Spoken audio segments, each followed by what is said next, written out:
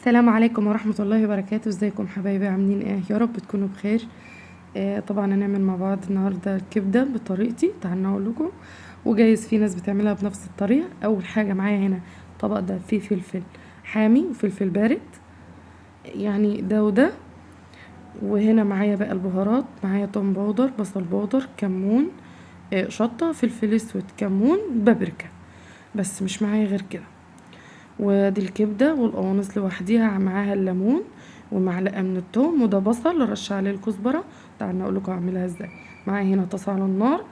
اول حاجة اسخن فيها معلقتين من السمنة كده كبار، وهنزل فيهم بالتوم. شايفين التوم؟ مش هسيبه يحمر خالص. هنزل دلوقتي عليه بالخل زي ما انتم شايفين كده.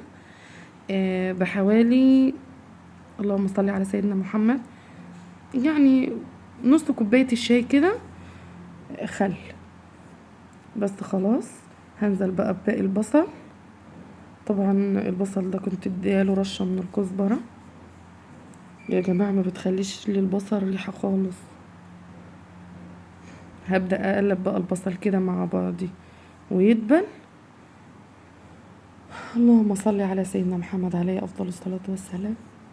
انا عارفة ان انا اخرت كتير وما بنزلش فيديوهات من زمان. هنزل بقى هنا بالقوانص الاول كده زي ما انتوا شايفين يا حبايبي.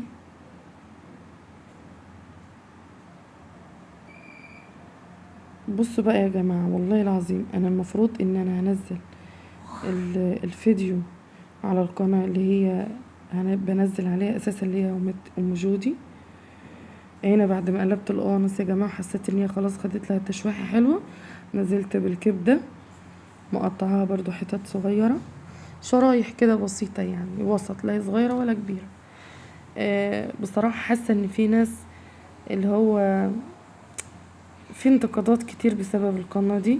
لا انت بتعمليش، قال لي انت مستفادة، سيبك منها، مش عارف. بصوا كلام يحبط بصراحة، فانا مش عارف اكمل ولا لا. هنا نزلت بقى بالبهارات عشان ما ننساش، بس اللي انا قلت لكم عليها، ورحت نازله بالفلفل. هفضل اقلب فيها بقى لغايه ما اوريها لكم دلوقتي. فانا بصراحه يا جماعه والله ما عارفه. وفي قناه تانية، الناس اللي هي يعني بتقابلني وتنتقد القناه وكده وان ما ينفعش ان انا اعمل وانزل والحوارات دي. عندي قناه تانية هم مش مشتركين فيها. بس بصراحة عاوزة انزل بقى عليها واسيب القناة دي خالص.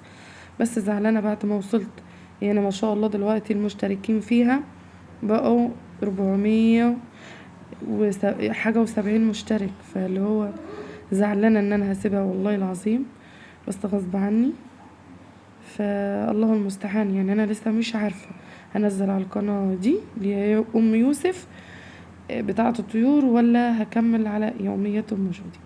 ان شاء الله زي ما هتشوفوا الفيديو يبقى انتوا عرفتوا انا هكمل على انهي قناه. كده خلاص الكبده جاهزه معايا. وتعالوا بقى نوريها لكم. ما شاء الله جايبين العيش الابيض ده، وهنعمل سندوتشات. حابه تقسيم الرغيف نصين، بس هيبهدل العيال بصراحه كده. وتحط عليه شريحه من الطماطم. انا عايزه اقول لكم والله العظيم ما شاء الله ما شبعوش منها. يعني لو كان في قد الكميه دي تاني كانوا اكلوها كلها.